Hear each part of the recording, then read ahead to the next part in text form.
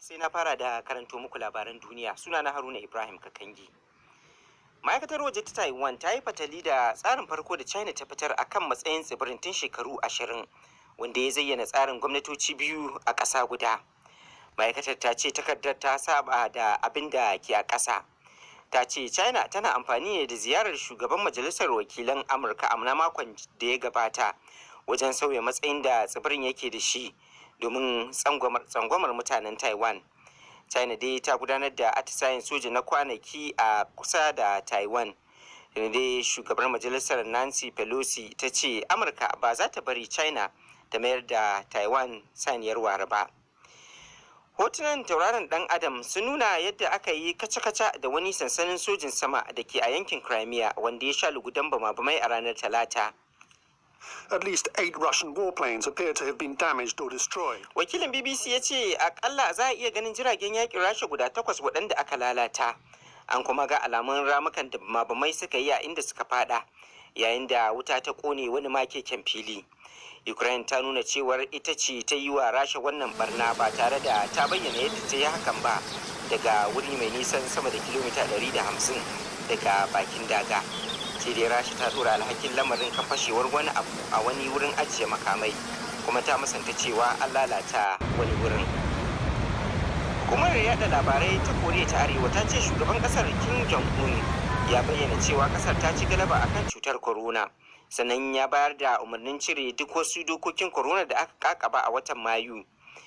Shugaban ya ce rayuka 70 da aka rasa sanadiyar cutar wani babban al'ajabi ne idan aka kwatanta da mummunar barnar da cutar ta yi a sauran kasashen duniya. Observers say the official numbers in Pyongyang are unlikely to reveal the whole. Wakilin BBC ya ce masu nazari na cewar alƙalma da gwamnatin ƙasar ta fitar ba lallai ne su kasance gaskiyar bayanai game da barnar da cutar ta yi a ƙasar ba. Koriya ta Arewa dai bata aiwatar da wani tsari na rigakafin corona ba, inda ta dogara akan kulle da kuma magungunan gida. Yar uwar shugaba mai karfin fada a ji a ƙasar ta ce hatta shugaban ya yi fama da cutar, inda ta dora alhakin ballar cutar a kasar akan takardun da Koriya ta Kudu ke harbawa zuwa cikin kasar, wani zargi da Koriya ta Kudu ta musanta. To labaran da yana zuwa muku ne daga nan sashen Hausa na BBC.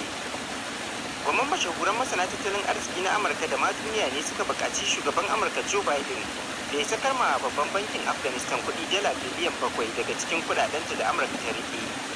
Masanin sun kuma buƙaci ƙasashen Birtaniya da Jamus da haɗaɗɗiyar lauran Larabawa da su masu saki wasu ƙarin kuɗaɗen biliyan 2 da su masu kai a wata takarda da suka rubuta su yi wasu da ta yi Amurka da sake rabin kuɗaɗen sun kan hujjar cewar kuɗaɗen madadin Afghanistan ne halak malak, kuma yanzu ƙasar na matuƙar buƙatar su kasancewar kashi 70 cikin 100 na al'ummar ƙasar ba su iya biyan kanta na buƙatun da wajibi. Amurka da wasu ƙasashen duniya ne dai suka rage kuɗaɗen ƙasar Afghanistan bayan da aka karɓi ikon ƙasar a bara.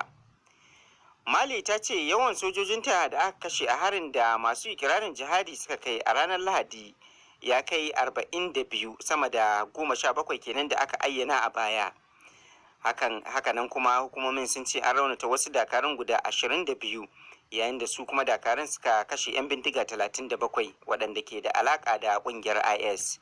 An kai harin ne dai a Tessit, wani gari da ke a yanki mai fama da rikici wanda yake iyaka da ƙasashen Mali da Burkina Faso da kuma jamhuriyar Nijar.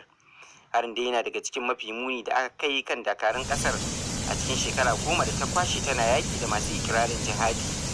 Dubban mazauna yankin ne suka tsere, yayin da aka yi kiyasin cewa mutane miliyan 2 ne rikicin na Sahel ya tarwatsa daga mahallansu. To labaran duniyar kenan daga nan sashen Hausa na BBC.